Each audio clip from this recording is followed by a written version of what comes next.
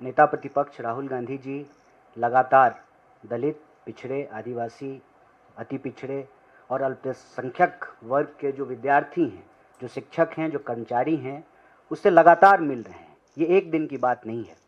कई मीटिंगों के बाद और पिछले दिनों जब वो बिहार गए थे, दरभंगा के वेलफेयर हॉस्टल में, डॉक्टर अंबेडकर हॉस्टल में, उसी वक्त कांग्रेस के अन्य कार्यकर्ता और नेता भी बिहार के लगभग सभी हॉस्टल को विजिट कर रहे थे। उस दौरान जो चीज़ें निकल कर के सामने आई, उसमें दो सबसे महत्वपूर्ण विषय है। Shyam steel flexi strong TMT बार, ये स्ट्रॉन्ग के साथ फ्लेक्सिबल भी है। आपदा मुसीबत कोई भी आए, ये घर को अटूट बनाए। जब TMT फ्लेक्सी स्ट्रॉन्ग, तो घर रहे हमेशा के लिए स्ट्रॉन्ग। पहला ये है कि इन वर्ग के जो विद्यार्थी हैं वो आकर के कहते हैं कि हमको हमारा स्कॉलरशिप टाइम पे नहीं मिलता है। और जैसा कि हमारे साथी ने आपको बताया कि स्कॉलरशिप को अप्लाई करने की जो टोटल संख्या थी, उसमें लगातार गिरावट आ रही है। और ये गिरावट क्यों आ रही है? क्योंकि टाइम पे पैसा नहीं मिलता है और प्रोसेस को एक पनिशमेंट की तरह बना दिया गया है।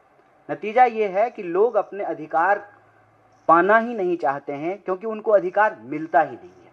तो जो पोस्ट मैट्रिक स्कॉलरशिप का मुद्दा है, उसको लेकर के और हॉस्टलों में जो लिविंग कंडीशन है, जो रहने की हालत है, उसको लेकर के आज उन्होंने एक चिट्ठी लिखी है आदरणीय प्रधानमंत्री जी को।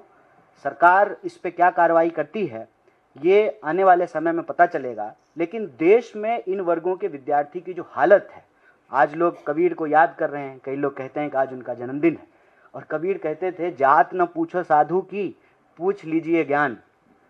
तो आज हालत ये है कि कबीरा तेरे देश के कैसे लोग महान, जात ही पूछे एकलव्य की, परा रहन दे ज्ञान, काटे उसका अंगूठा, दे अर्जुन को तीर कमान। ऐसी परिस्थिति बना दी गई है कि लोगों के जो संवैधानिक अधिकार हैं, वो अधिकार से उनको इस तरह से वंचित रखा जा रहा है कि उनको कोई भरोसा ही नहीं है कि यह अधिकार उनको प्राप्त होगा। ये स्टाइल का मामला है। रूपा फ्रंटलाइन।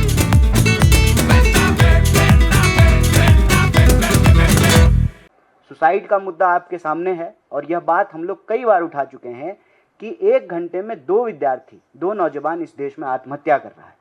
इस देश के भीतर हॉस्टलों की जो लिविंग कंडीशन है, जो सरकारी संस्थान है, उनकी जो स्थिति है, जो उनका इंफ्रास्ट्रक्चर है, स्वाभाविक रूप से उसमें गरीब विद्यार्थी पढ़ने के लिए विवश हैं। और सरकार उनके लिए एक तो बजट कम करती रहती है। लगातार भारत में शिक्षा के बजट को कम किया गया है, इसको बढ़ाया नहीं गया है। और जो SC/ST सब प्लान का पैसा है, राज्य की सरकारें और केंद्र की सरकारें उसको लगातार डाइवर्ट करती है।